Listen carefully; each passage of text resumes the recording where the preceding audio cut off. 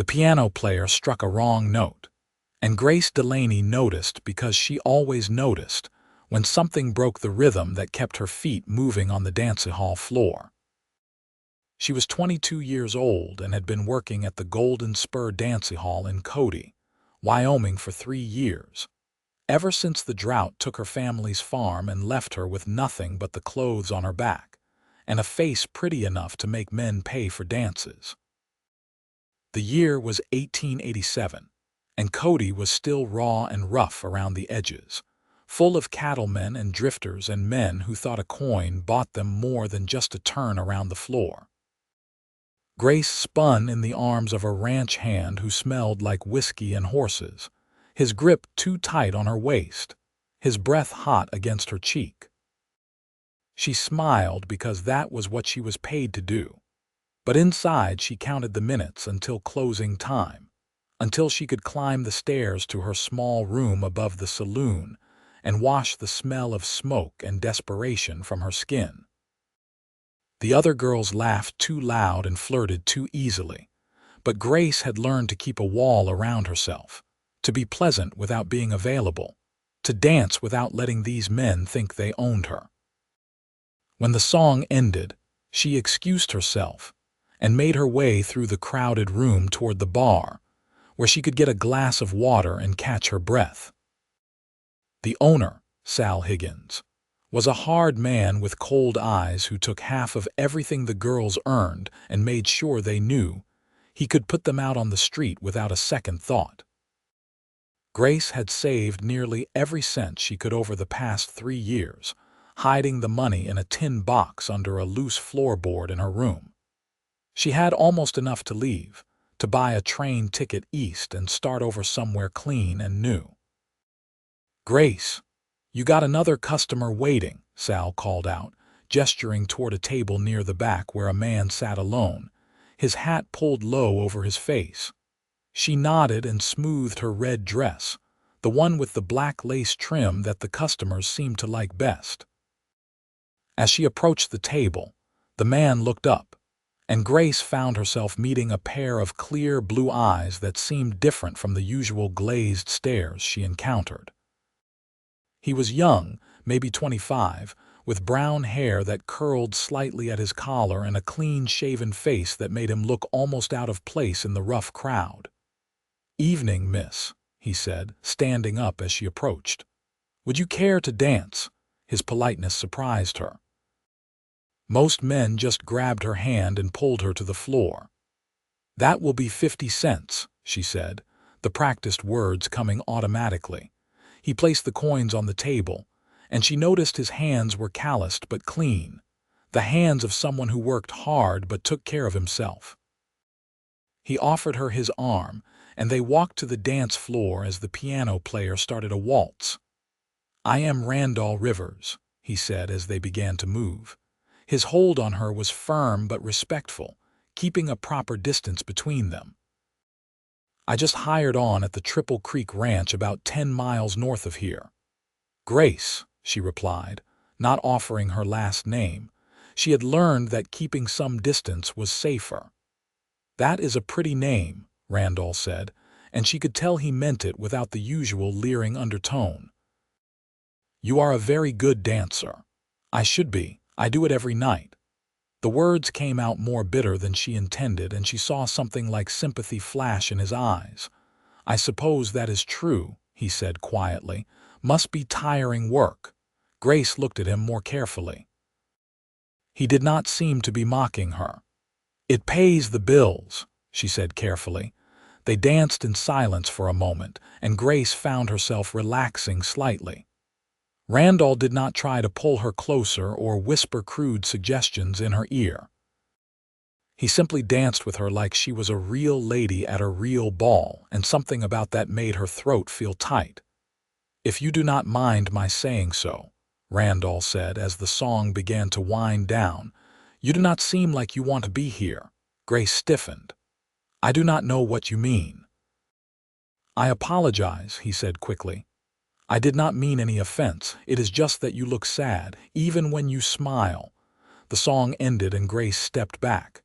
"Thank you for the dance, Mr. Rivers." "Wait," he said. "Could I buy you something, a lemonade maybe, just to talk?" Grace almost said no.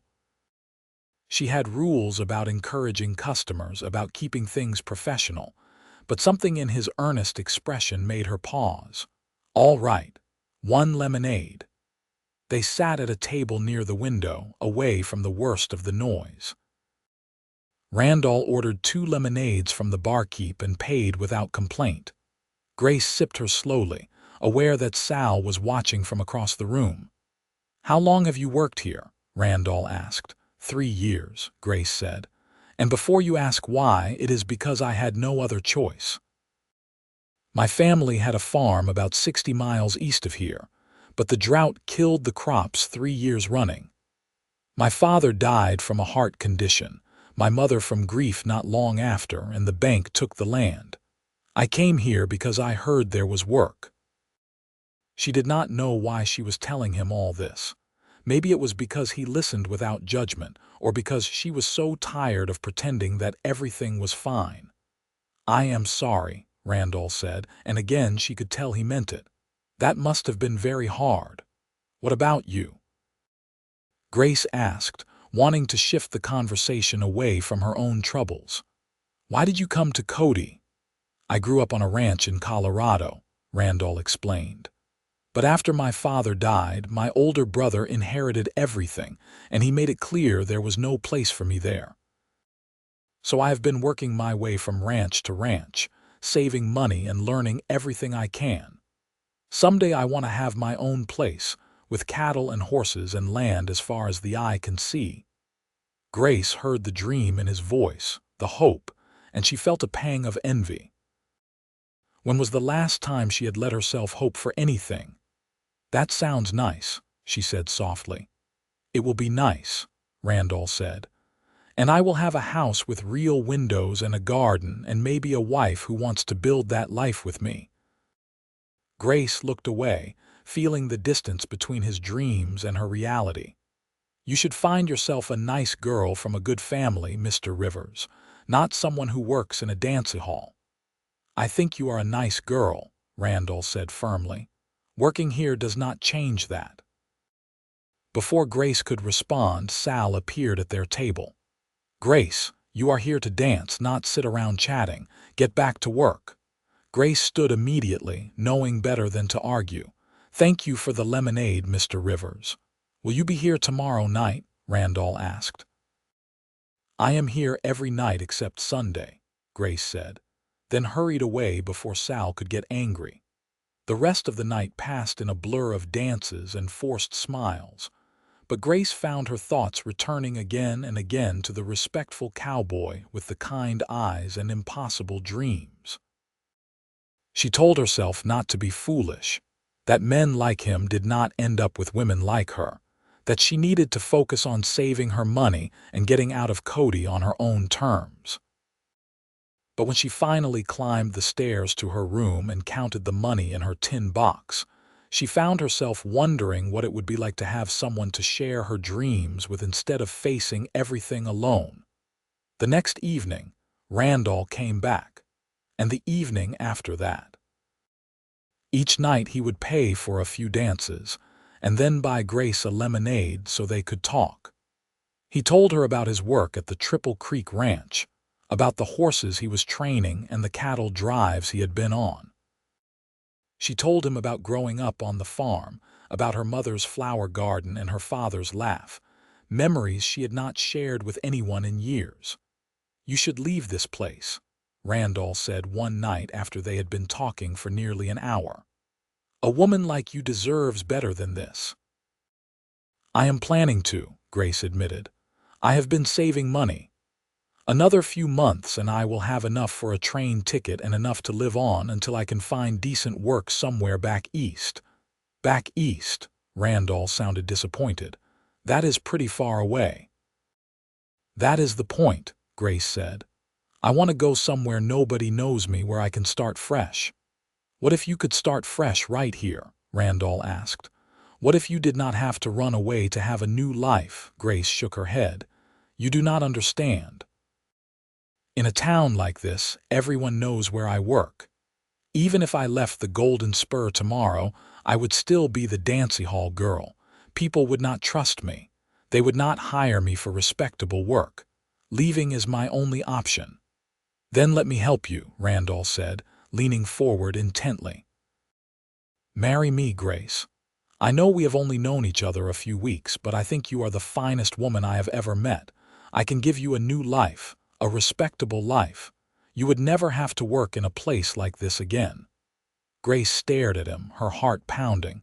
"You cannot be serious." "I am completely serious," Randall said. "I know it is sudden, but out here people do not have time for long courtships. I have a steady job, I am saving money, and I can provide for a wife. Not in luxury, at least not at first, but we would have enough. And more than that, I promise I would treat you with respect and kindness every day of our lives." "You barely know me," Grace whispered, afraid to believe what she was hearing. "I know enough," Randall said. "I know you are strong because you survived losing everything and kept going. I know you are smart because you saved your money instead of spending it. I know you are kind because you are always gentle with the other girls here, even when they are cruel to you. And I know you want something better, just like I do. We could build that better life together." Grace felt tears prick her eyes. "Why would you do this for me? You could find some rancher's daughter, someone without my past." "I do not want a rancher's daughter," Randall said firmly. "I want you, and it is not just for you. I want a partner, Grace. Someone who understands hard work and hard times. Someone who will not give up when things get difficult. I think we could be good together if you will give me a chance." "What about the ranch?" Grace asked, her mind racing. "What would your boss say if you showed up with a wife who used to work in a dancing hall?"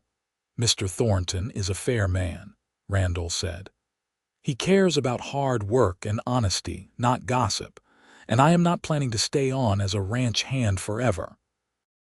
In a year or two, I will have enough saved to buy my own land and start my own herd. We could have our own place, Grace, our own home." Grace wanted to say yes. Every fiber of her being wanted to say yes, but fear held her back. What if it does not work? What if you realize you made a mistake? "Then we will figure it out together," Randall said. "But I do not think I am making a mistake. Do you?" Grace thought about the past 3 weeks, about how Randall had treated her with more respect and kindness than any man she had encountered since coming to Cody. She thought about his dreams and how they echoed her own. She thought about growing old in the Golden Spur, watching herself become one of the bitter, worn-out women who had been there too long. "No," she said quietly. "I do not think you are making a mistake, but I am scared." "I am scared too," Randall admitted with a small smile. "But being scared does not mean we should not try." Grace took a deep breath. "Then yes. Yes, I will marry you." Randall's face lit up with joy and he reached across the table to take her hand. "You will not regret this, Grace. I promise I will spend every day trying to make you happy." "When?" Grace asked. "How do we do this?" "Tomorrow," Randall said decisively. "We can go to the church and talk to Reverend Matthews. I will get a marriage license and we can be married by the end of the week." "The sooner you are out of this place, the better." Grace nodded, her heart racing with a mixture of terror and hope. "I have to give Sal notice. He will not be happy." "I will come with you," Randall said. "He cannot hurt you if I am there." They stood together and walked over to where Sal was counting money behind the bar. Grace felt Randall's steady presence beside her, giving her courage. "Sal, I need to speak with you," Grace said, proud that her voice did not shake. Sal looked up with narrowed eyes. "What is it?" "I am leaving," Grace said. "I am getting married and I will be done working here at the end of the week." Sal's face turned red. "The hell you are. You signed a contract, girl. You owe me another 2 months." "Actually, she does not," Randall said calmly. "I have read that contract. It says she can leave with 1 week's notice, which is what she is giving you." "Who the hell are you?" Sal demanded. I am Randall Rivers, and I am going to be Grace's husband. She will finish out this week, but then she is done. And if you try to cause her any trouble, you will answer to me." There was steel in Randall's voice that made Sal hesitate. He looked between Grace and Randall, then spat on the floor. "Fine, but do not expect any references from me, and you can forget about the advance I gave you when you started." "I paid that back 2 years ago," Grace said. "You know I did." Sal just glared at her, and Grace realized he had probably been counting on keeping her trapped here with debts both real and imagined. The thought made her angry but also grateful that she was getting out. "1 week," Grace said. "Then I am gone." She and Randall left the bar and walked toward the door. The other Dancehall girls watched them go, some with envy, some with disbelief. Grace caught the eye of Mary, one of the younger girls who had arrived a few months ago, and saw hope flash across her face.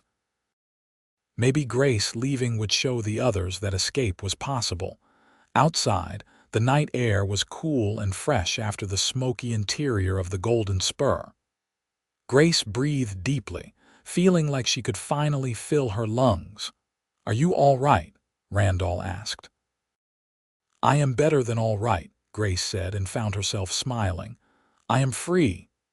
"Not quite yet," Randall said, "but soon. 1 more week and then we start our new life." The next morning they went to see Reverend Matthews at the small white church on the edge of town. The Reverend was an older man with kind eyes and a gentle manner. He listened as Randall explained that they wanted to get married, and then he looked at Grace. "Is this what you want, young lady?" he asked. "Marriage is a serious commitment, not to be entered into lightly." "I want this," Grace said firmly. "I know it seems sudden, but I have never been more certain of anything." Reverend Matthews nodded slowly.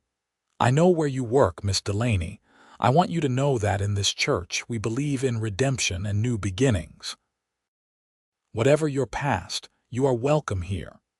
Grace felt tears spring to her eyes at the simple kindness in his words. "Thank you, Reverend." "We will need to post the banns and get a license," the Reverend said. "But if you are in a hurry, we can have the ceremony on Saturday afternoon." "Would that suit you?" Randall looked at Grace, who nodded. "Saturday would be perfect," Randall said. They spent the rest of the day making preparations. Randall went to file for the marriage license at the courthouse while Grace returned to the Golden Spur to finish her shifts. She worked mechanically, her mind on the future rather than the present. Each dance brought her closer to freedom. Each hour ticked away toward Saturday and her new life. On Thursday evening, Randall came to the Dancehall with a package wrapped in brown paper. He found Grace between dances and handed it to her. "What is this?" she asked. "Open it later in your room," he said with a smile. "It is a wedding present." That night, after the Dancehall finally closed, Grace climbed the stairs to her small room and carefully unwrapped the package. Inside was a dress, simple but beautiful, made of soft blue cotton with white lace at the collar and cuffs. It was the kind of dress a respectable woman would wear, not fancy but clean and modest. Grace held it up to herself and looked in the cracked mirror on her wall, hardly recognizing the woman looking back at her. She also found a note tucked into the folds of the dress. Randall's handwriting was neat and careful. "For my bride. I cannot wait to start our life together. With all my respect and affection, Randall." Grace pressed the note to her heart and let herself cry, not from sadness but from the overwhelming relief of finally being seen as more than just a Dancehall girl. Someone believed she was worth more. Someone wanted to give her a chance at her real life. Friday night was Grace's last shift at the Golden Spur. The other girls were subdued, some happy for her, others resentful. Mary, the young girl Grace had befriended, hugged her tight before she left. "I hope I can be as brave as you someday," Mary whispered. "You can," Grace said firmly.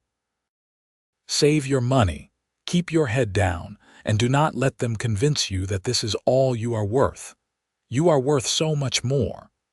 When closing time finally came, Grace walked up to her room for the last time. She packed her few belongings in a carpet bag, including the tin box with her savings and the blue dress for tomorrow. She looked around the small room that had been her home for 3 years and felt no sadness at leaving it behind. This had never been home. It had just been a place to survive. Saturday morning dawned clear and bright. Grace dressed carefully in the blue dress, pinning her auburn hair up neatly and studying herself in the mirror. She looked different already, she thought. More hopeful. More like the girl she had been before grief and hardship had forced her into the Dancehall. Randall arrived at noon with a small wagon. He helped her carry down her belongings, and then they drove to the church together. Grace's hands shook slightly as they walked up the steps, but Randall took her hand and squeezed it gently. "You are going to be just fine," he said. "We both are." The ceremony was simple. Reverend Matthews read from his Bible about love and commitment, and Grace and Randall spoke their vows with clear, firm voices.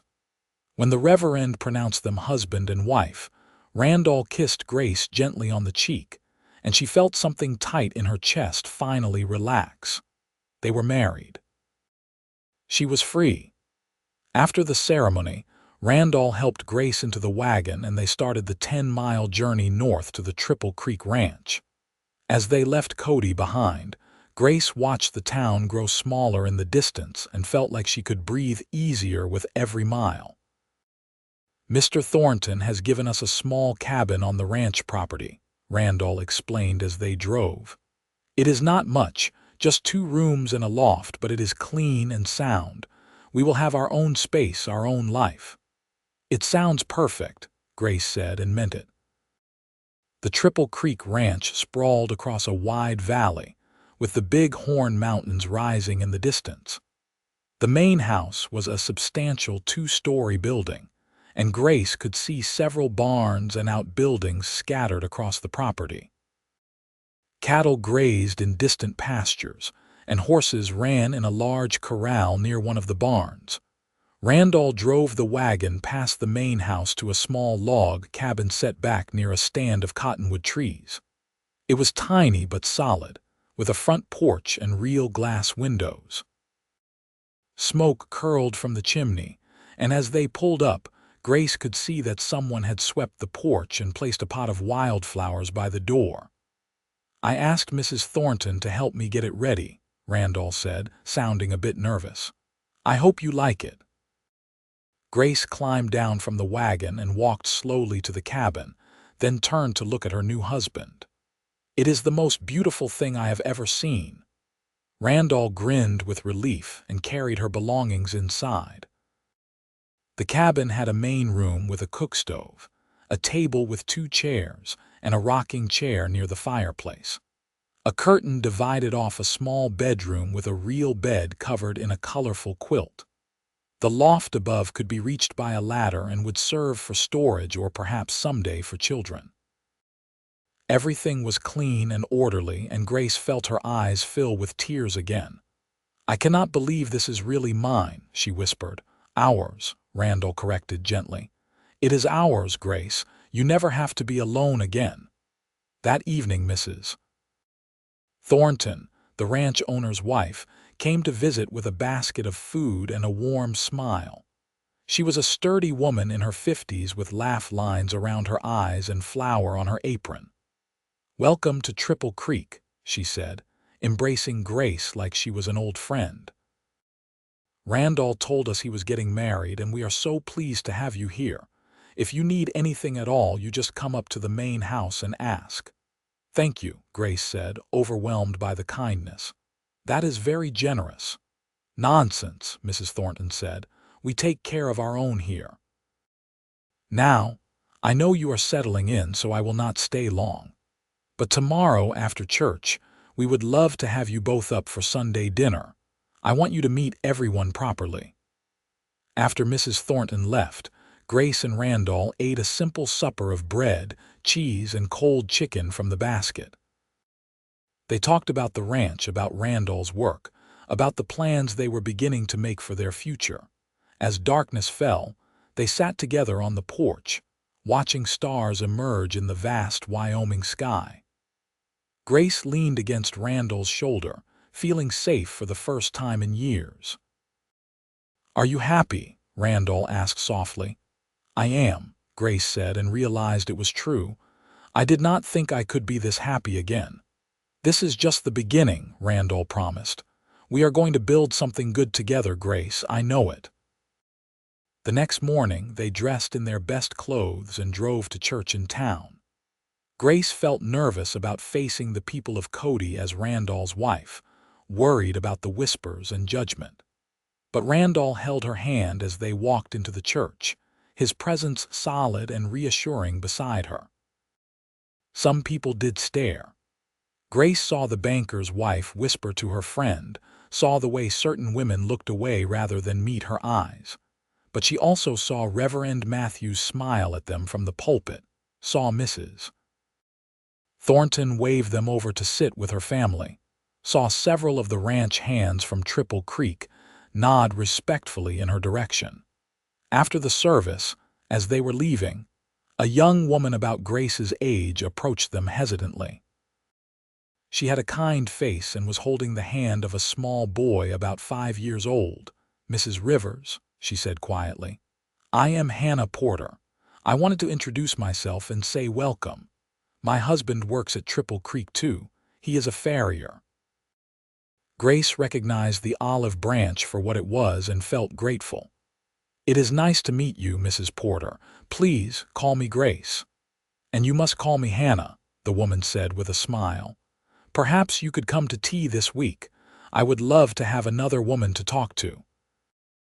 The ranch can be lonely sometimes." "I would like that very much," Grace said, feeling a rush of relief. Maybe she really could make a new life here. Maybe not everyone would judge her for her past. Sunday dinner at the Thornton house was a boisterous affair. Mr. Thornton was a big man with a booming laugh who treated Randall like a son and welcomed Grace with genuine warmth. Their 3 sons, all grown men who worked the ranch with their father, were polite and respectful. Grace found herself relaxing as the meal went on, joining in the conversation and even laughing at Mr. Thornton's stories about cattle drives and stubborn horses. After dinner, as the men discussed ranch business, Mrs. Thornton pulled Grace aside. "I want you to know something," she said. "Randall told me about where he met you. He wanted to be honest, and I respect that, but I do not care about your past, Grace. What matters is who you are now and who you want to be. You are part of our ranch family now, and we protect our own." Grace felt tears threaten again. "Thank you, Mrs. Thornton. That means more than you know." "Call me Sarah," Mrs. Thornton said with a smile. "And if you ever need anything or if anyone gives you trouble, you come straight to me." "Understood." "Understood," Grace said, feeling like she had found not just a new home but a new mother figure as well. The next few weeks passed in a blur of new routines and small joys. Grace learned to cook on the wood stove in their cabin, sometimes burning things spectacularly but gradually improving. She planted a small garden behind the cabin, working the soil with her hands and remembering her mother's flower garden from so long ago. She had tea with Hannah Porter and met several other ranch wives who accepted her into their circle with varying degrees of warmth, but without open hostility.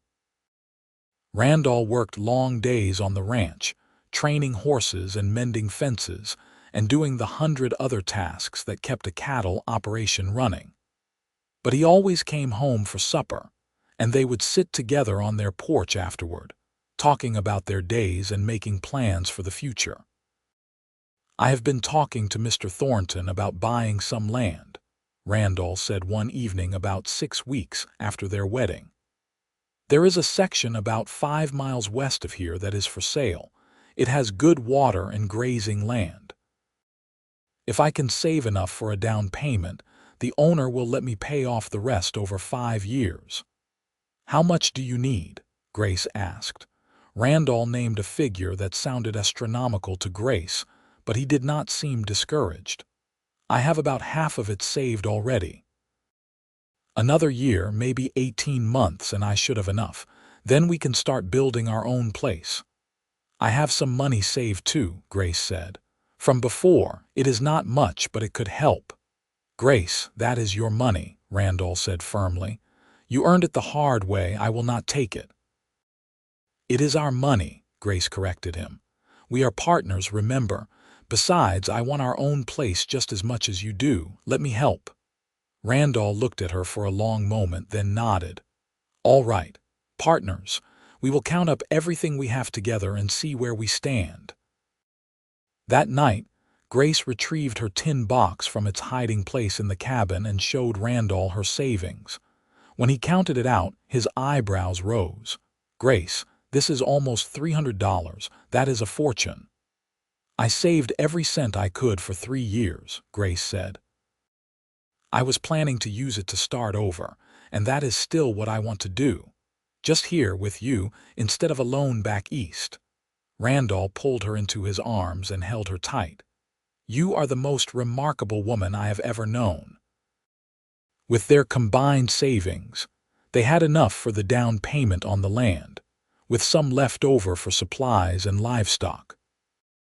Randall went to see Mr. Thornton that weekend, and the older man agreed to help them negotiate with the landowner and offered to lend them some breeding cattle to start their herd. You are a good worker and an honest man, Randall, Mr. Thornton said. I hate to lose you from Triple Creek, but I respect a man who wants his own place. When you are ready to make the move, my boys and I will help you build your house and barns. That is what neighbors do. By late autumn, the land purchase was finalized. Randall and Grace drove out to see their property, and Grace felt her heart soar as she looked across the rolling grassland that was now theirs. A creek ran through the western edge of the property, lined with cottonwoods and willows. Hills rose to the north, providing shelter from winter winds. It was beautiful and wild and full of possibility. Where should we build the house? Randall asked.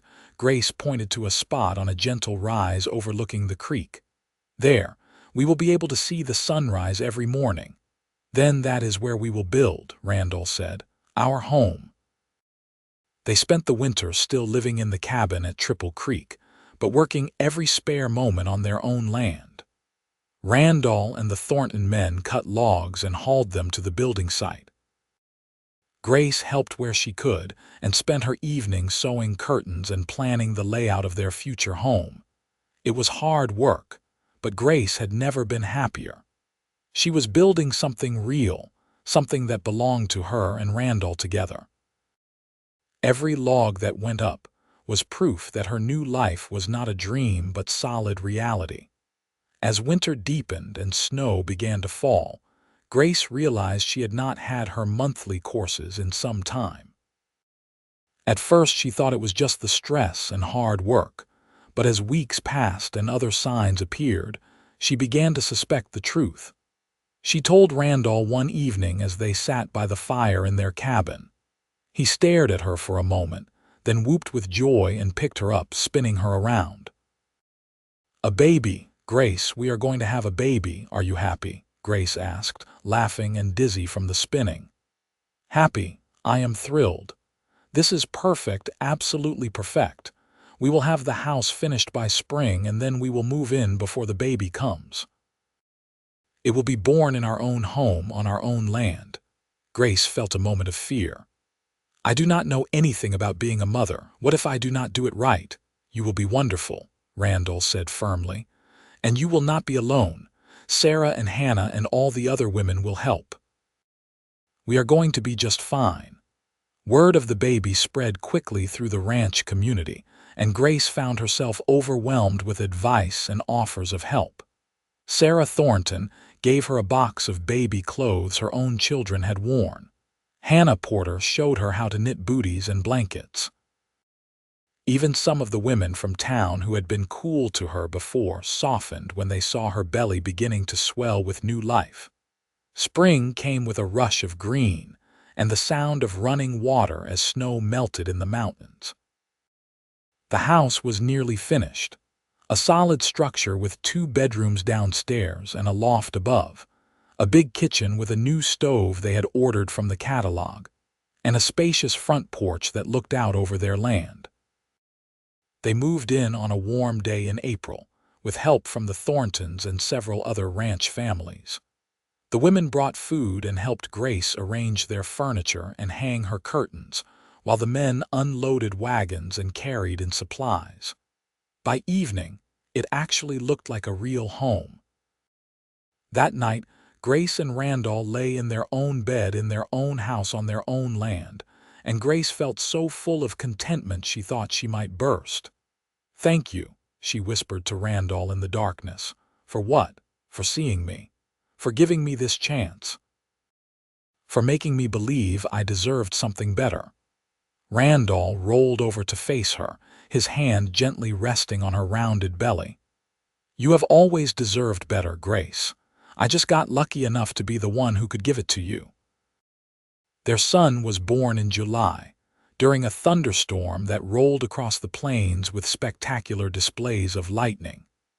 Sarah Thornton and Hannah Porter attended the birth, along with an older midwife from town named Mrs. Chen, who was known for her skill and calm demeanor.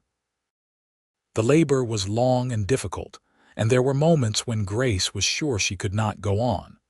But then she heard her baby's first cry, strong and indignant, and every bit of pain was forgotten. "A boy," Sarah announced with a smile, cleaning the infant and wrapping him in a soft blanket. A big, healthy boy. They named him Robert after Randall's father, and he had his mother's auburn hair and his father's blue eyes. Randall held his son with trembling hands, looking down at the tiny face with an expression of wonder. "Hello, Robert," he whispered. "Welcome to your home." Grace watched them together and felt her heart might break from the fullness of her joy. She had gone from having nothing and no one to having everything that mattered. A home, a husband, a child, and a future full of hope. The first year with Robert was exhausting but wonderful. Grace learned to navigate the sleepless nights and constant demands of an infant while also managing the house and garden. Randall worked from dawn to dusk building up their herd and improving their land. But he always made time to help with the baby, walking the floor with Robert when he was fussy, and making Grace laugh with his awkward but earnest attempts at diaper changing. Their neighbors continued to be supportive, bringing food and baby clothes and advice. Grace found real friendships among the ranch women, particularly Hannah Porter, who became her closest confidante. They would visit back and forth with their children, sharing the work and the loneliness that sometimes came with ranch life.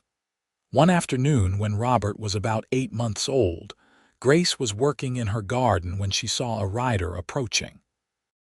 She did not recognize the horse or the man and felt a moment of unease. Randall was out checking fence lines and would not be back until evening. The rider came closer, and Grace's blood ran cold when she recognized him. It was Jake Morrison, one of the regular customers from the Golden Spur, a rough man who had always made her uncomfortable with the way he looked at her. She stood up slowly, wiping her hands on her apron. Robert was napping inside the house, and she moved casually toward the porch, wanting to be between this man and her baby. "Can I help you?" she called out, keeping her voice steady. Jake swung down from his horse with an unpleasant smile. Well, little Grace from the Dancehall. I heard you had married some cowboy and moved out here. Thought I would come see for myself." "You have seen," Grace said coldly. "Now you can leave." "Not very friendly, are you?" Jake said, moving closer. "I seem to remember you being a lot more welcoming when I was paying for your time." "I was paid to be polite then," Grace said. You are on my land now, and I want you to leave. Jake laughed, an ugly sound. Your land. You are just playing house, sweetheart. You will always be that Dancehall girl, no matter what you pretend to be. Grace felt anger rise up, burning away her fear. I am not pretending anything. I am Grace Rivers, and this is my home and my land. You have no business here, and I am telling you one more time to leave before my husband gets back. Maybe I will wait for him, Jake said, his smile fading. Maybe I will tell him some stories about you, about the things you did at the Golden Spur. Tell him whatever you want, Grace said, lifting her chin. I have no secrets from my husband. He knows exactly who I am and where I came from, and he loves me anyway. Can you say the same about anyone in your life? Jake's face flushed with anger, and he took a step toward her. Grace reached behind her back where Randall kept a rifle just inside the door. She had learned to shoot over the winter, and her hands were steady as she brought the gun around and pointed it at Jake's chest. Leave, she said quietly. Now. Jake stared at her, clearly not having expected this. After a moment, he spat on the ground and turned back to his horse. Crazy woman, he muttered, swinging back into the saddle. You are welcome to her, whoever your husband is. Nothing but trouble. Grace kept the rifle trained on him until he rode out of sight, then sat down hard on the porch steps, shaking with reaction. She was still sitting there when Randall rode up an hour later. He took one look at her face and was off his horse in an instant. Grace, what happened? She told him about Jake's visit, expecting anger or worry.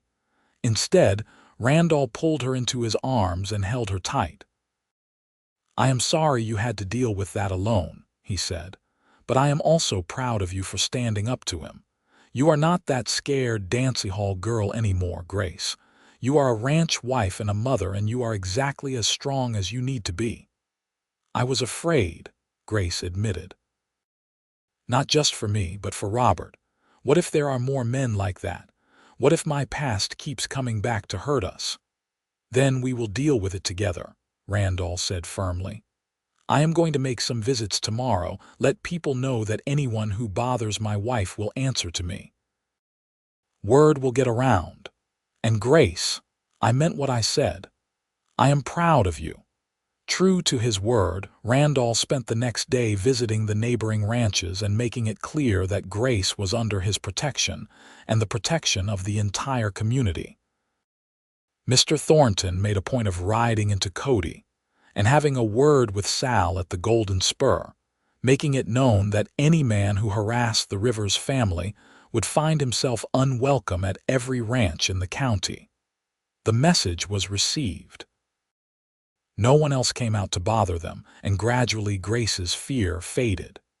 She realized that she really had built a new life, one that was protected not just by Randall, but by an entire community that had accepted her as one of their own.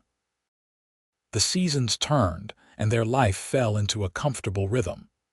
Robert grew into a sturdy toddler with his mother's curiosity and his father's even temperament. The cattle herd increased, and they were able to buy more breeding stock. Randall broke horses on the side, building a reputation as a skilled trainer, and the extra income helped them pay down their land debt faster than expected. Grace's garden flourished, and she learned to preserve food for the winter, lining their pantry shelves with jars of vegetables and fruit. She also discovered she had a talent for raising chickens, and her eggs became popular with neighboring ranches. It was not much money, but it was hers, earned through her own work, and it gave her a sense of pride and independence. One evening in late autumn, about 2 years after Robert's birth, Grace was kneading bread dough at the kitchen table when Randall came in from the barn with an odd expression on his face. I got a letter today, he said, holding up an envelope. From my brother in Colorado. Grace wiped her hands and came to stand beside him. Randall had not spoken to his brother since leaving Colorado years ago, after being told there was no place for him on the family ranch. What does he want? she asked. Randall opened the letter and read it silently, his expression growing more surprised with each line. Finally, he looked up at Grace. He is selling the ranch, says he is tired of fighting the drought and the falling cattle prices. He wanted to let me know before he lists it publicly, in case I wanted to make an offer. He says he knows he treated me badly when Father died, and this is his way of making amends. Grace studied her husband's face. What do you want to do? Randall was quiet for a moment, staring at the letter. Then he set it down and took Grace's hands.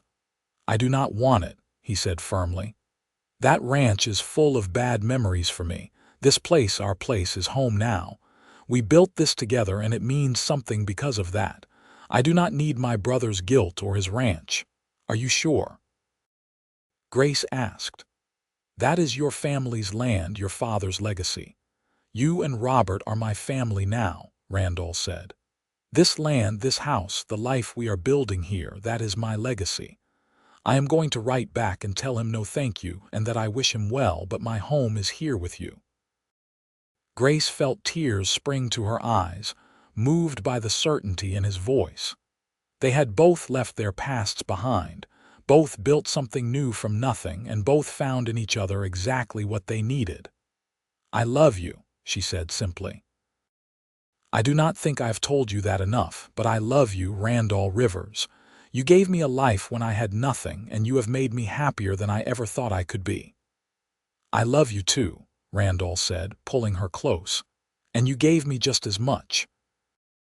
You gave me a home and a family, a reason to work hard and build something meaningful. We saved each other, Grace. That winter brought heavy snows and bitter cold, but the Rivers family stayed warm and comfortable in their solid house. Grace told Randall she was expecting again, and this time he managed to contain his excitement enough not to spin her around, though his joy was just as evident. Their daughter was born in early summer, an easy birth compared to Robert's, and they named her Ruth after Grace's mother. She was a tiny thing with dark hair and her father's eyes, and Robert was fascinated by his new baby sister. The years that followed were full of the normal joys and challenges of ranch life. There were good years when the cattle prices were high and the rains came at the right times. There were hard years when they had to tighten their belts and make do with less. But through it all, Grace and Randall faced everything together, their love and partnership growing stronger with each passing season. Robert grew into a responsible boy who loved working with his father, learning about cattle and horses and land management. Ruth was spirited and clever, with a talent for animals that rivaled her father's. When she was 5, they had another child, a son they named Raymond, who proved to be a happy, easy-going baby. Grace sometimes looked at her 3 children and her husband, and had to pinch herself to believe this was really her life. The frightened, desperate girl who had worked at the Golden Spur seemed like someone from another lifetime. She was Grace Rivers now, a respected member of the community, a mother, a wife, a rancher in her own right. When Robert turned 12, he asked his mother about her past. Grace had known this day would come eventually, and she answered honestly, sitting with him on the porch while Randall worked with Ruth and Raymond in the barn. Before I met your father, I worked in a dancehall in Cody, she said. I danced with men who paid for my time. It was not always pleasant, but it was honest work, and it kept me alive after my parents died and I lost everything. Robert was quiet for a moment, processing this. Did people treat you badly? Some did, Grace admitted, but your father never did. He treated me with respect from the very first time we met, and he gave me a chance at a different life. He saw past what I did to who I really was. That is because Father is smart, Robert said seriously. Anyone who spent 5 minutes with you would know you are the best person in the world. Grace hugged her son tight, grateful for his uncomplicated love. "The world is not always kind to women who have to make hard choices to survive," she said. "But I want you to remember this, Robert. A person's past does not define their worth. It is who they choose to be, how they treat others, what they do with the chances they are given. That is what matters." "I will remember," Robert promised. As the children grew older, the ranch prospered. They expanded their herd and bought additional land. Randall became known throughout the county as one of the best horsemen around, and people came from miles away to buy horses he had trained. Grace's garden had become a substantial operation, and she sold vegetables and eggs at the market in Cody every Saturday, saving the money for the children's education. When Robert was 16, he asked to go to agricultural college in Laramie to learn modern ranching techniques. It was a hard decision, letting their oldest son leave home, but Grace and Randall agreed that education was important. Ruth announced that she wanted to go too, to study veterinary medicine, which was almost unheard of for women but perfectly suited to her skills and determination. Raymond, quiet and thoughtful, said he wanted to stay on the ranch and work the land like his father. This pleased Randall, though he made sure Raymond understood he could choose his own path if he wanted. One spring morning, nearly 20 years after Grace and Randall had married, they rode out together to check on a far pasture. The children were all occupied with their own tasks, and it felt like a rare luxury to have time alone together. They stopped on a ridge overlooking their land, watching cattle graze peacefully in the valley below. The mountains rose in the distance, still capped with snow, and wildflowers dotted the grassland in splashes of color. "You ever regret it?" Grace asked suddenly. "Marrying me, I mean." "Taking on all my baggage." Randall looked at her with surprise. "Regret it? Grace, marrying you was the best decision I ever made. Why would you even ask that?" "I saw Mrs. Henderson in town last week," Grace said quietly. "She made a comment about my past, about how I was not fit to be heading the church social committee. It has been 20 years, and some people still see me as that Dancehall girl." "Then those people are fools," Randall said firmly. He reached over and took her hand. "Grace, look at what we built. Look at our children, our land, our life. You are the strongest, most capable woman I know. You are a wonderful mother, a skilled rancher, a respected member of this community despite the prejudice of small-minded people like Mrs. Henderson. I have never regretted one single day with you." "Even the hard days?" Grace asked with a small smile. "Especially the hard days," Randall said. "Because we got through them together. That is what marriage is, Grace. It is not just the good times. It is choosing each other every single day through whatever comes. And I choose you, today and every day." Grace felt tears prick her eyes, the good kind, the kind that came from being loved so completely. "I choose you too," she said. "Always."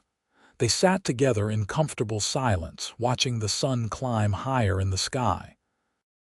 Grace thought about the girl she had been, desperate and alone in a place she hated, dancing for coins and dreaming of escape. She thought about the respectful cowboy who had seen her as a person worth saving, who had offered her a partnership instead of a rescue. She thought about the life they had built together, brick by brick, season by season, choice by choice. It had not always been easy. There had been years of drought and debt, times when they wondered if they would lose everything. There had been the prejudice and whispers, the way some people would never let her forget where she came from. There had been the normal struggles of raising children and running a ranch and making a marriage work through all the dailiness of life. But through it all, they had each other. They had built something real and lasting, something that mattered. They had raised good children who knew the value of hard work and kindness. They had created a home, not just a house, but a place of love and safety and belonging.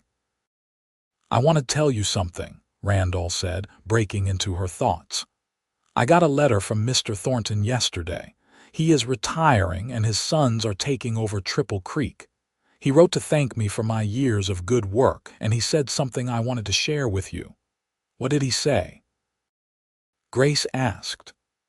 "He said that when I first told him I wanted to marry you, he had doubts.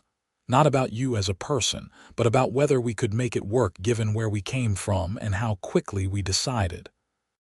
But he said watching us over these past 20 years had restored his faith in love and partnership. He said we were proof that when two people commit to building a life together with respect and hard work, they can overcome anything." Grace felt her throat tighten with emotion. "That is quite a compliment." "It is the truth," Randall said. "We did it, Grace. We overcame everything and built something beautiful, and we are not done yet. We have years ahead of us, grandchildren to meet, more dreams to chase." "More dreams?" Grace asked with a smile. "I thought we had achieved all our dreams." "Not all of them," Randall said thoughtfully. "I have been thinking we should build a barn specifically for the horse training operation. A real nice one with a covered arena so we can work year-round. And maybe we could expand the house, add on a couple more rooms for when the children come home to visit with their own families." Grace laughed. "After 20 years, you still have the same look in your eyes that you had that first night at the Golden Spur, still dreaming of what comes next." "That is because next is always with you," Randall said simply. "As long as we are together, I am always going to be dreaming of what we can build next." They rode back to the house together as the sun reached its peak. Grace could see Ruth working with a young horse in the corral, her movements patient and skilled. Raymond was mending fence near the barn, whistling as he worked. The house looked solid and welcoming, smoke curling from the chimney where she had left Stu cooking for supper. This was her life now. This was real. And it was everything she had never dared to dream of during those dark days in Cody. That evening, after supper had been eaten and the dishes washed, and the children had scattered to their own pursuits, Grace and Randall sat together on their porch as they had countless evenings before. The sun was setting, painting the sky in shades of orange and pink, and a cool breeze carried the scent of grass and earth. "You remember the first thing you said to me?" Grace asked. Randall thought for a moment. "I believe I said, 'Evening, miss. Would you care to dance?' And you stood up when I approached the table," Grace said. "No man had ever done that for me in that place. You treated me like I was a real lady, not just a Dancehall girl." "You were a real lady," Randall said. "You always were. Some people just could not see it." "But you could," Grace said. "Why? What made you different?" Randall was quiet for a moment, considering his answer. "My mother," he finally said. "She died when I was young, but I remember how kind she was, how hard she worked, how much she sacrificed for our family. And I remember how some of the wealthy ranchers' wives looked down on her because she had to take in washing to make ends meet. They treated her like she was lesser because she had to work hard to survive." He paused, looking out over their land. "I learned early that work does not define worth. My mother was the finest woman I ever knew, and it did not matter what job she did. When I saw you at the Golden Spur, working hard to survive after losing everything, I saw someone like her. Someone doing what they had to do with dignity and strength. I saw someone worth knowing." Grace reached for his hand, threading her fingers through his. "You saved me, Randall. I know you always say we saved each other, but it is true. You gave me hope when I had none left. You showed me I was worth more than I thought I was." "You saved yourself," Randall corrected gently. "You were already working toward a better life, already saving money and making plans. I just had the good fortune to offer you a different path. But you were strong enough to take that chance, brave enough to marry a man you barely knew and build a life from nothing. That was all you, Grace." They sat in comfortable silence as the stars began to emerge. Inside the house, they could hear Ruth and Raymond arguing good-naturedly about something, and the familiar sound made Grace smile. "We did good," she said softly. "With the children, with this place, with everything. We did really good." "We did," Randall agreed. "And we are going to keep doing good for a lot of years yet." The years continued to unfold with their mixture of challenges and joys. Robert graduated from agricultural college and came home full of new ideas for improving the ranch. He married a schoolteacher from Cody named Alice, a sensible young woman who fit into the family easily. Ruth finished her veterinary studies, one of only a handful of women in her field, and opened a practice in Cody where she served both ranch animals and family pets. Raymond stayed on the ranch as he had always wanted, taking over more and more of the daily operations as Randall began to slow down. He was in his late 40s now, still strong and capable, but feeling the years of hard work in his joints. Grace, at 45, had silver threads in her auburn hair and laugh lines around her eyes, but Randall thought she was more beautiful than ever. Robert and Alice gave them their first grandchild, a girl named Grace after her grandmother. When they placed the baby in Grace's arms for the first time, she wept with joy, amazed at how life had come full circle. This tiny girl would grow up knowing nothing but love and security, never having to make the desperate choices her grandmother had faced. Ruth surprised everyone by falling in love with another veterinarian, a quiet man named Daniel who treated her as an equal partner in both work and life. They married and split their time between Cody and the ranch, and Ruth announced she was expecting a child of her own. Raymond courted the daughter of a neighboring rancher for 3 years before finally working up the courage to propose. Sarah was a capable young woman who loved ranch life, and Grace could see that her youngest son had found a true partner. One evening in late summer, nearly 25 years after their wedding, Grace and Randall were sitting on their porch when a wagon came up the road. As it drew closer, Grace recognized Sarah Thornton, now elderly but still spry, sitting beside her oldest son who was driving. They climbed down, and Sarah embraced Grace warmly. "I hope we are not intruding, but I had to come tell you the news myself. We sold Triple Creek.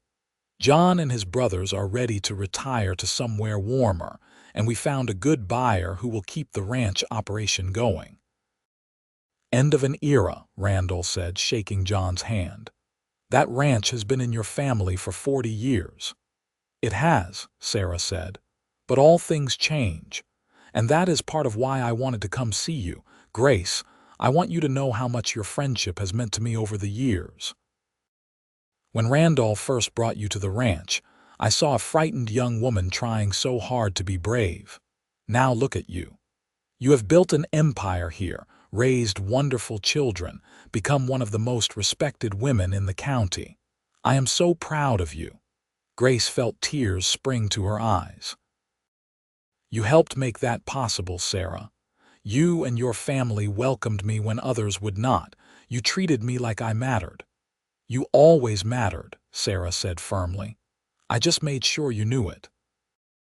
"Now, we are moving to California to be near my sister, but I wanted to say goodbye properly and tell you that you have been one of the great blessings of my life." They spent the evening reminiscing, sharing stories of the past 25 years, laughing and occasionally crying at the memories. When Sarah and John finally left, Grace felt the bittersweetness of watching another chapter close. "Everyone is moving on," she said to Randall that night as they prepared for bed.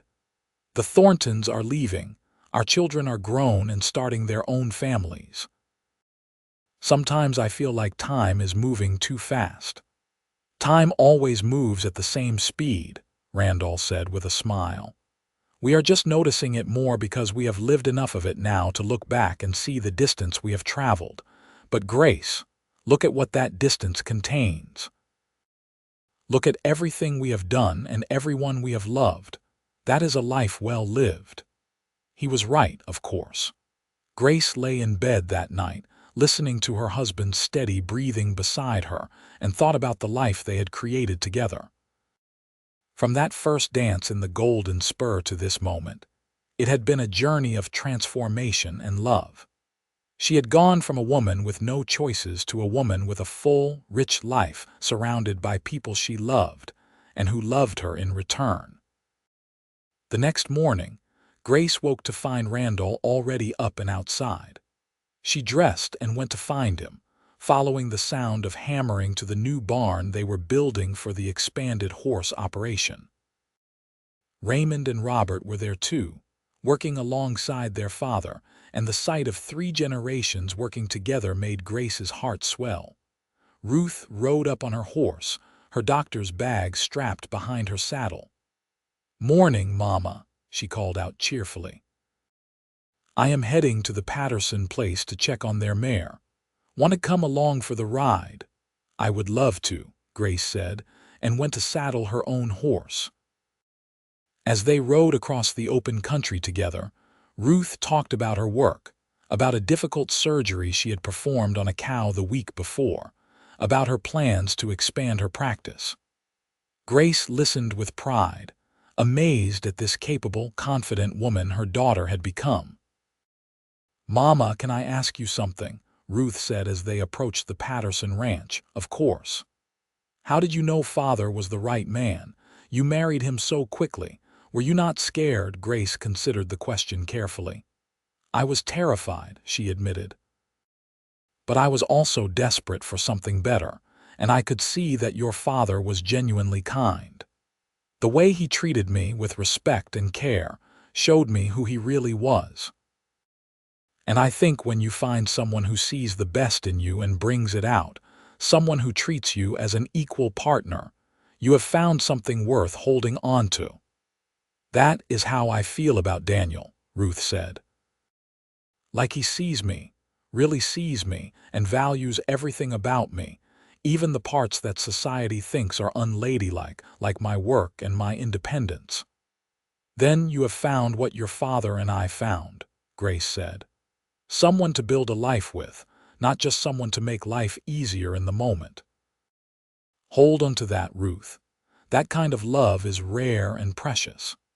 They reached the Patterson place, and Grace watched with pride as her daughter expertly examined the pregnant mare and gave detailed instructions for her care. The Pattersons treated Ruth with respect and gratitude, a female veterinarian no longer being the shocking novelty she had been when she first started her practice. On the ride back home, Ruth said thoughtfully, "I used to hear whispers sometimes when I was younger. About you working at a Dancehall before you married Father. Some of the other children would say things." Grace felt her stomach tighten. "I am sorry you had to hear that."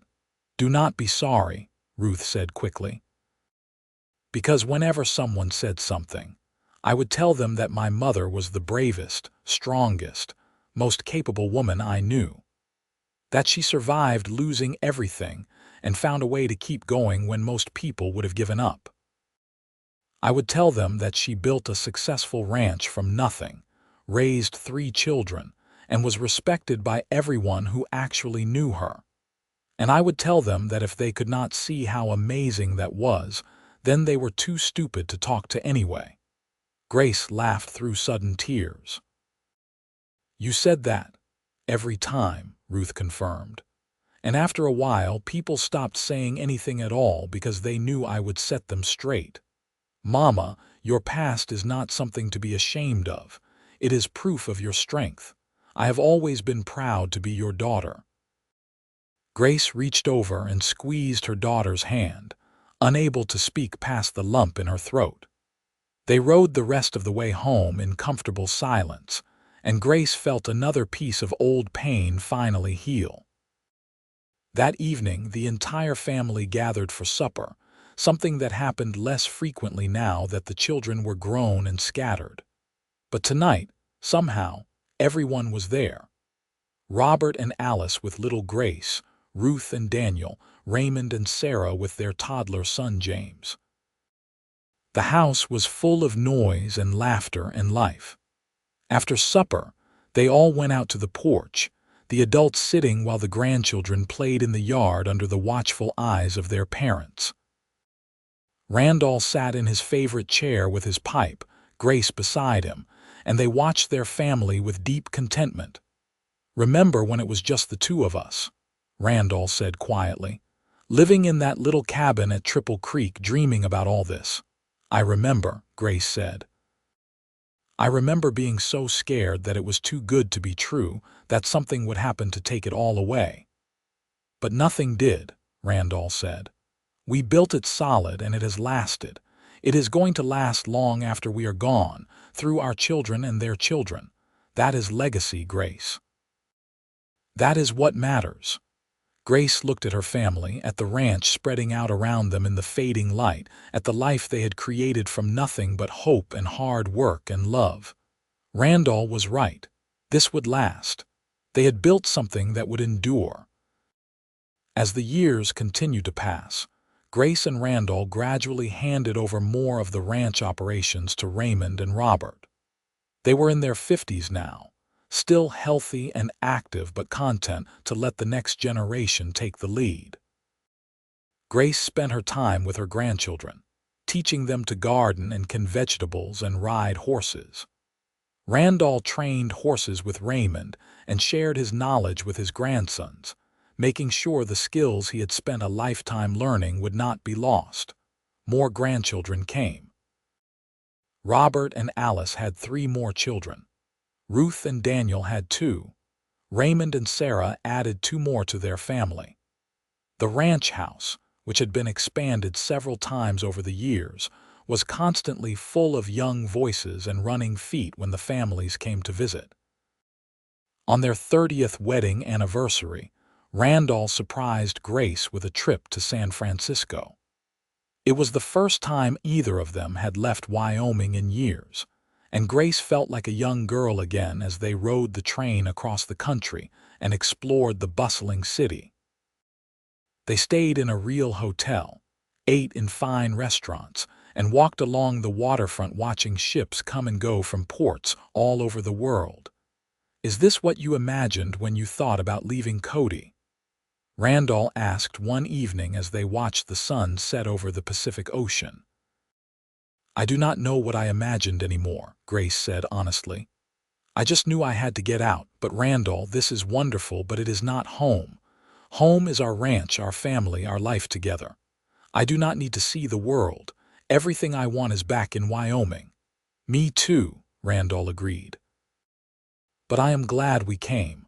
I wanted you to see that you could go anywhere, do anything. You are not trapped by your past or by the ranch.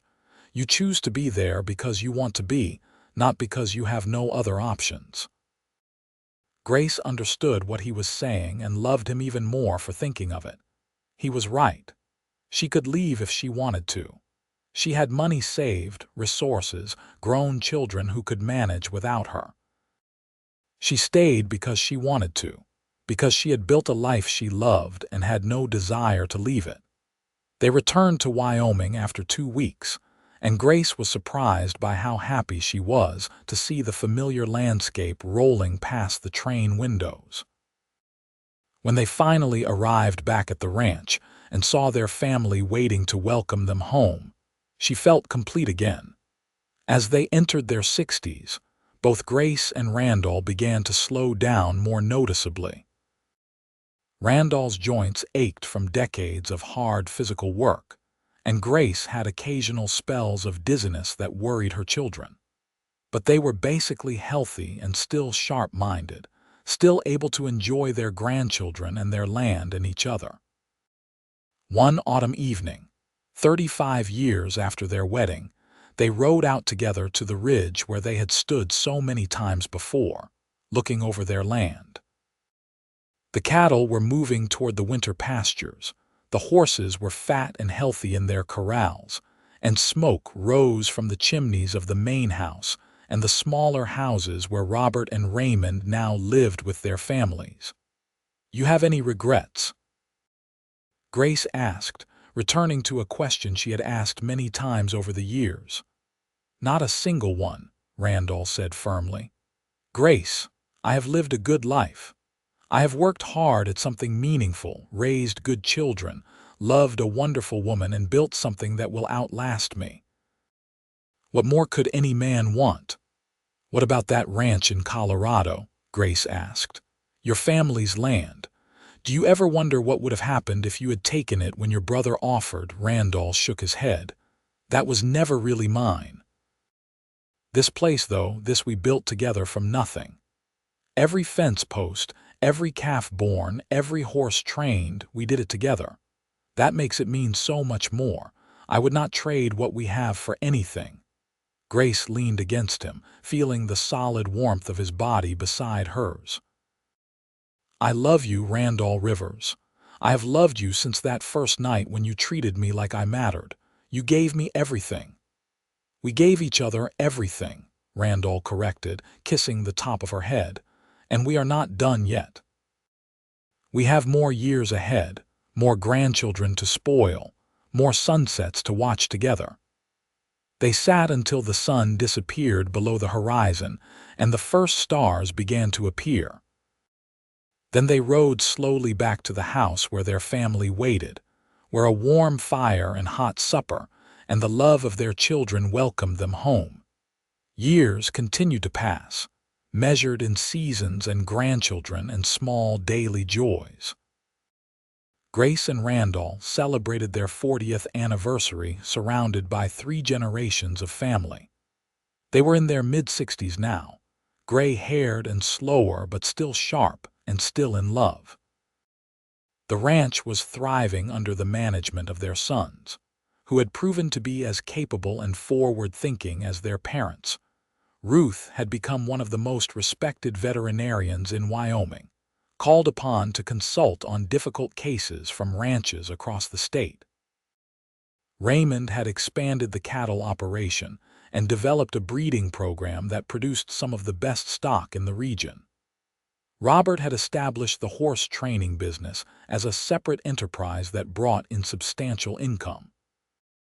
But more than the success of the ranch, Grace and Randall were proud of their children's characters. All 3 had married partners they loved and respected. All 3 were raising their children with the same values of hard work, honesty, and kindness that Grace and Randall had instilled.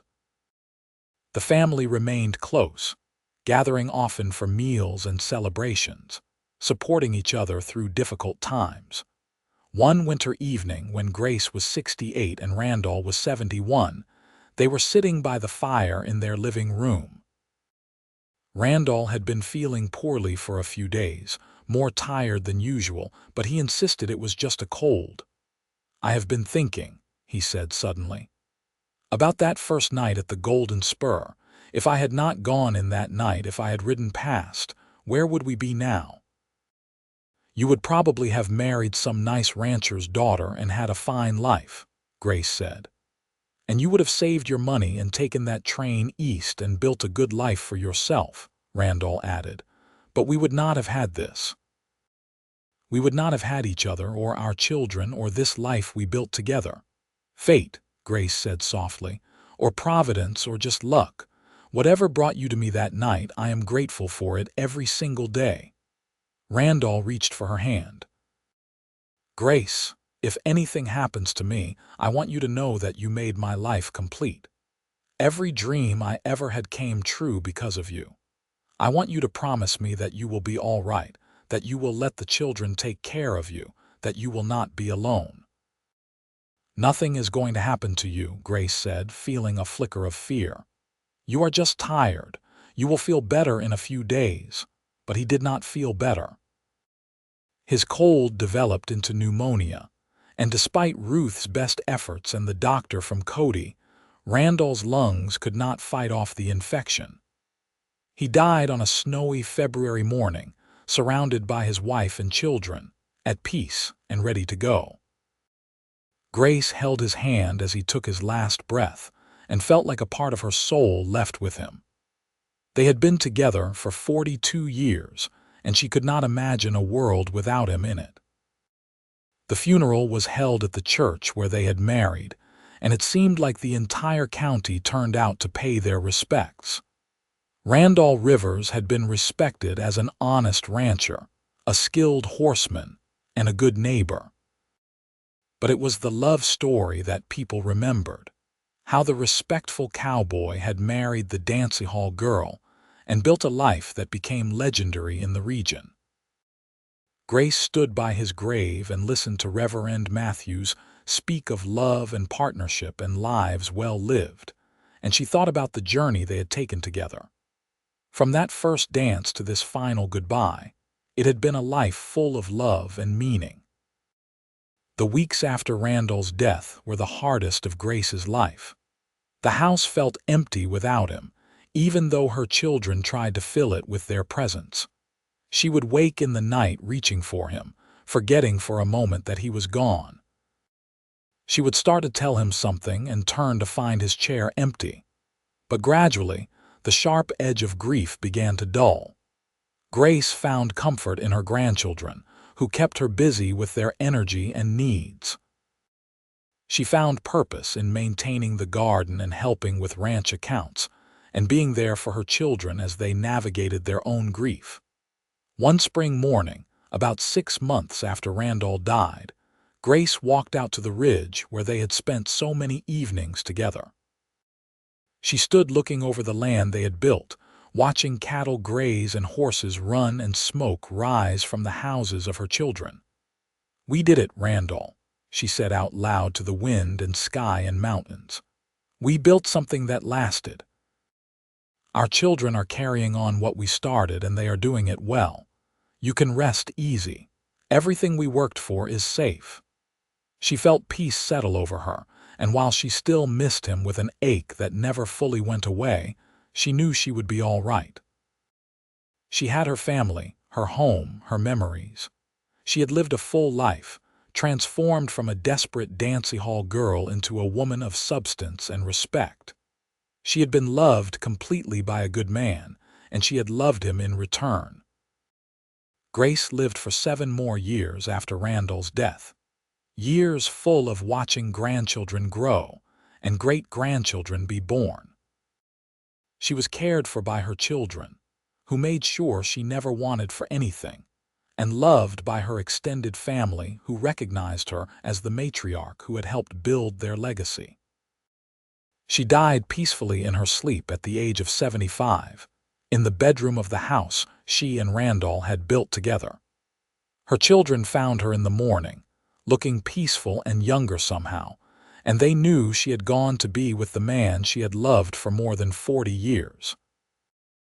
They buried her next to Randall on a hill overlooking the ranch, and 3 generations of family gathered to say goodbye. Ruth spoke at the funeral, telling the story of the brave woman who had lost everything and found the courage to build a new life, who had shown her daughter that strength came in many forms. "My mother was a Dancehall girl who wanted out of that life," Ruth said, her voice strong and clear. "My father was a respectful cowboy who gave her a new one. But more than that, they were partners who built something meaningful together. They showed us what love looks like when it is based on respect and equality and genuine partnership. That is their legacy, and it is one we will carry forward for generations to come." The ranch continued to thrive under the management of Grace and Randall's descendants. Raymond's son took over the cattle operation and modernized it while keeping the core values his grandparents had established. Robert's children expanded the horse training business. Ruth's daughter became a veterinarian like her mother and opened a practice in Cody, just a few blocks from where the Golden Spur Dancehall had once stood before burning down in a fire 20 years earlier. The family gathered every year on the anniversary of Grace and Randall's wedding, a tradition that continued for generations. They would stand on the ridge overlooking the ranch and tell the story of the Dancehall girl and the respectful cowboy, making sure each new generation understood where they came from and what their ancestors had built. The story became part of local legend, told and retold in the bars and churches of Cody. Some versions got the details wrong, but the heart of it remained true. A woman who needed a new life and a man who saw her worth when others did not, coming together to build something that lasted long after they were gone. Because that was the real legacy of Grace and Randall Rivers. Not just the land or the ranch or the money, though all of that was important. The real legacy was the proof that people could change their circumstances, that love and respect could transform lives, that two people working together could build something meaningful that would last for generations. The little cabin where they had first lived as newlyweds still stood on what was now the old Triple Creek property, preserved as a historical site by the county. Tourists would sometimes stop to take pictures, reading the plaque that told the story of the Rivers family and their contribution to the development of Wyoming ranching. But for the family, the story was not history. It was alive in every fence they mended, every calf they branded, every horse they trained. It was alive in the way they treated their spouses with respect and partnership, in the way they raised their children to value hard work and kindness, in the way they welcomed strangers and gave second chances. Grace Delaney had wanted out of the life she was trapped in at the Golden Spur Dancehall. Randall Rivers had given her a new one, not through rescue but through partnership. Together they had built a life that mattered, raised children who carried on their values, and created a legacy of love that endured long after they were gone. And in the end, that was everything. That was a life well lived, a love story worth telling, a legacy worth leaving. From that first dance to the final sunset, it had been a journey of transformation and hope, proving that no matter where you start, with courage and love and partnership, you can build something beautiful that lasts forever.